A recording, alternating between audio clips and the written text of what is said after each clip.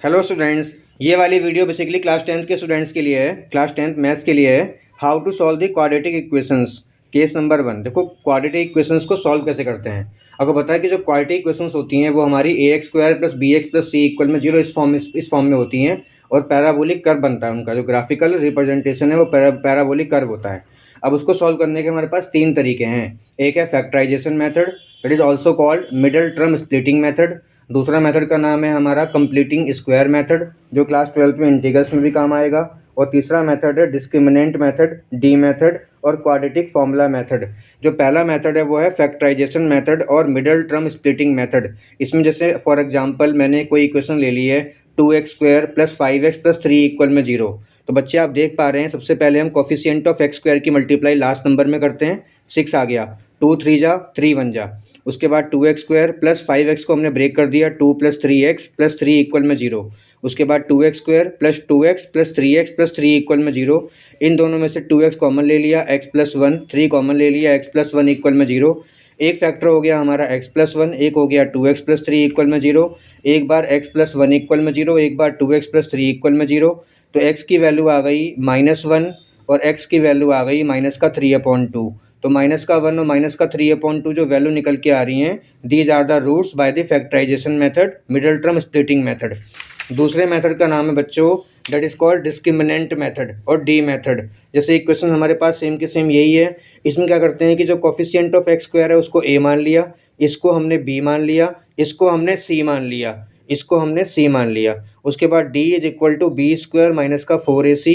तो d = b की जगह पे लिखा 5 का स्क्वायर -4, a की जगह पे लिखा 2 और c की जगह पे लिखा 3। तो 25 - 24 1 आ गया। अब देखो d के हमारे पास 3 कंडीशंस हैं, डिस्क्रिमिनेंट की 3 कंडीशंस हैं। अगर d 0 से बड़ा आता है मतलब पॉजिटिव आता है तो वो रियल एंड डिस्टिंक्ट रूट होंगे।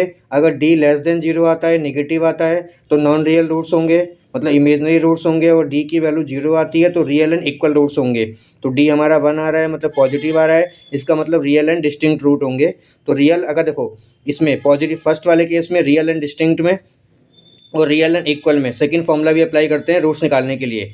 लेकिन अगर d की वैल्यू नेगेटिव आ जाती है, नॉन रियल आ जाती है या इमेजनरी आ जाती है, उस केस में सेकंड फॉर्मूला अप्लाई नहीं होता। तो आप यहाँ देखो सेकंड फॉर्मूला होता है बच्चों x = -b + -√d/2a। तो माइनस का b की जगह पे लिखेंगे हम 5 प्लस -√d की जगह पे लिखेंगे 1/2 × a 2 4। तो माइनस का 5 प्लस -√1 का हो गया 1/4। तो x उसके दो केस बना लेंगे, एक माइनस का 5 + 1/4 और एक माइनस का 5 -1/4। तो माइनस का 4/4 माइनस का 1 और एक आ गया माइनस का 6/4 -3/2। तो आप चेक करो जो आंसर हमारे मिडिल टर्म से निकल के आ रहे थे -1 -3/2, क्या वही आंसर नहीं आ रहे? वही आंसर आ रहे हैं। -1 आ रहा है और -3/2 आ रहा है। इसका मतलब ये भी सेम रूट्स आ रहे हैं, इसका मतलब ये वाला मेथड भी कंपेटेबल है। जो ये वाला मेथड है ये हमारा ओल्डर मेथड है, फैक्टराइजेशन मेथड, जो हमने क्लास 6 7 8 में यूज़ किया हुआ है। मिडिल टर्म स्प्लिटिंग मेथड आगे भी यूज़ करेंगे, मतलब आगे भी क्लास 11th में 12th में आता रहेगा, ऐसा नहीं कि 10th तक ही आएगा बस ये। उसके बाद सेकंड मेथड जो नया मेथड है हमारा वो है डिस्क्रिमिनेंट मेथड, और इसको हम क्वाड्रेटिक फॉर्मूला मेथड भी कहते हैं। क्या कहते हैं? Quadratic formula method. इसको मैं फिर से डिस्कस कर देता हूँ केस नंबर 2 के अकॉर्डिंग। तो केस नंबर 2 में देखो सबसे पहले हमें इक्वेशन गिवन है, कोफिशिएंट ऑफ x² को हमने a माना, कोफिशिएंट ऑफ x को हमने b माना, कोफिशिएंट ऑफ लास्ट वाले कांस्टेंट को हमने c माना। a b c लिख लिए। उसके बाद d का फॉर्मूला अप्लाई करेंगे हम।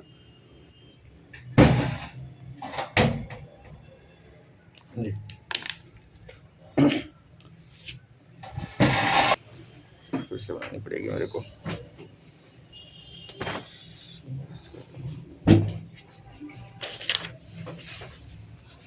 देखिए स्टूडेंट्स, तो बेसिकली ये जो सेकंड मेथड था हमारा वो है डिस्क्रिमिनेंट मेथड।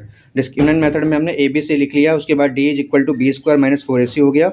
b की जगह पे लिख लिया हमने 5 का स्क्वायर -4 × 2 × 3 25 - 24 1 आ गया। अब d के हमारे पास 3 कंडीशंस हैं। अगर d हमारा पॉजिटिव है तो रियल एंड डिस्टिंक्ट, d अगर <0 है तो नॉन रियल, d = 0 है तो रियल एंड इक्वल। तो d हमारा पॉजिटिव आ रहा है, इसका मतलब ये रियल एंड डिस्टिंक्ट रूट है। तो उसके बाद हम सेकंड फॉर्मूला अप्लाई करेंगे, माइनस का b प्लस माइनस का √d/2a। तो माइनस का b की जगह पे लिख दिया हमने वैल्यू, प्लस माइनस का √d की जगह पे लिखा हमने 1/2a, 2a की जगह पे लिख दिया हमने, दैट इज़ ये 4 माइनस का 5 प्लस माइनस का 1 अपॉन में 4। तो इस बार दो केस में इसको ब्रेक कर दिया, माइनस का 5 प्लस 1 अपॉन 4, माइनस का 5 माइनस का 1 अपॉन 4, माइनस का 4 अपॉन 4, माइनस का 1 आ गया और माइनस का 3 अपॉन 2 आ गया। बच्चों ये दो रूट सेम के सेम आ रहे हैं, आप देख पा रहे होंगे। Now we come to third part. Third part is a completing square method. Third case है ये एडवांस कंप्लीटिंग स्क्वायर मेथड के अंदर आता है। एडवांस CSM कहते हैं, एडवांस CSM इंटीग्रेशन के अंदर एक मेथड है, उसमें आएगा। इसको कंप्लीटिंग स्क्वायर मेथड भी कहते हैं। 2x² plus 5x plus 3 equal में 0।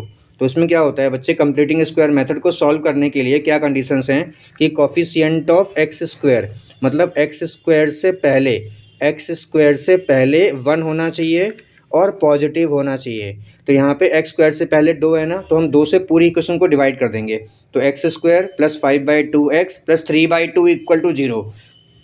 x² plus 5/2x plus coefficient of x का हाफ कर देना है, 5/4 का होल स्क्वायर माइनस 5/4 का whole square plus 3/2 equal to 0।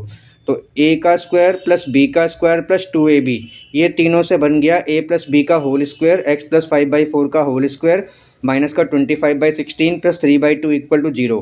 तो x प्लस 5/4 का whole square is equal to, उधर ले जाएंगे 25/16 माइनस का 3/2, x प्लस 5/4 का होल स्क्वायर इक्वल में 16 और 2 का एलसीएम निकालेंगे 16, 25, 2 8 जा 24। तो ये आ गया बेसिकली x प्लस 5/4 का whole square is equal to 1/16। उसके बाद स्क्वायर को उठा के हमने रूट लगा दिया, x plus 5/4 is equal to plus minus under root 1/16 plus minus का 1/4। दो केस में इसको डिवाइड कर लेंगे, केस फर्स्ट और केस सेकंड। केस फर्स्ट में x plus 5/4 is equal to 1/4, x is equal to minus का 4/4 माइनस 1। सेकंड केस में x is equal to minus का 6/4 माइनस का 3/2। आप चेक कर लो, तीनों मेथड सेम आंसर निकल के आ रहे हैं। तो what is the conclusion, all three methods give the same answer. इसका मतलब हमारे पास तीन मेथड्स हैं। कौन कौन से मेथड्स हैं? पहला है फैक्टराइजेशन मेथड, जो कि मिडिल टर्म स्प्लिटिंग मेथड है, जो 6 से 10 9 तक 10 तक काम आता है, वो बिल्कुल ईजीएस्ट मेथड है वो। जो सेकंड वाला मेथड है वो हमारा वो है डिस्क्रिमिनेंट मेथड, डी मेथड और क्वाड्रेटिक फॉर्मूला मेथड, जो कि न्यू मेथड है। और जो थर्ड वाला मेथड है वो हमारा एडवांस कंप्लीटिंग स्क्वायर मेथड है, जो कि अब 10th में नहीं है, कोरोना के बाद ओमिट हो गया है, बट अभी 12th में जब आप आओगे तो इंटीग्रेशन में इसको पढ़ोगे। ठीक, तो इसमें क्या करना होता है कि बस केवल x² से पहले 1 मेंटेन करना है और पॉजिटिव मेंटेन करना है। तो देखो पॉजिटिव तो यहाँ पे था ही, 1 मेंटेन करने के लिए क्या किया, पूरी इक्वेशन को हमने 2 से डिवाइड कर दिया। तो ये डिवाइड हो गई पूरी equation, x² plus 5/2x plus 3/2 equal में 0। अब क्या करेंगे पता है, जो कोफिशिएंट ऑफ x है उसका हाफ करेंगे।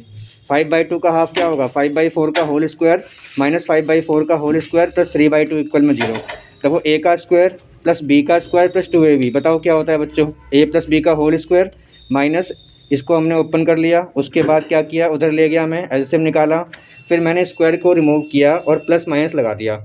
उसके बाद दो केस में ब्रेक कर लिया, एक बार x इज इक्वल टू -1 और एक बार x is equal to minus का 3/2। अब आप देखो तीनों मेथड से सेम आंसर आ रहा है। बस ये बताना था मुझे आपको इस वीडियो के थ्रू कि अगर हम एक क्वेश्चन को सॉल्व करते हैं तीन डिफरेंट मेथड से, कंप्लीटिंग स्क्वायर है, चाहे वो एडवांस CSM है, ठीक है, चाहे वो डिस्क्रिमिनेंट मेथड है, all the methods will give the same answer. Thank you so much. इस वीडियो को मैक्सिमम लाइक करो, शेयर करो और चैनल को सब्सक्राइब करो।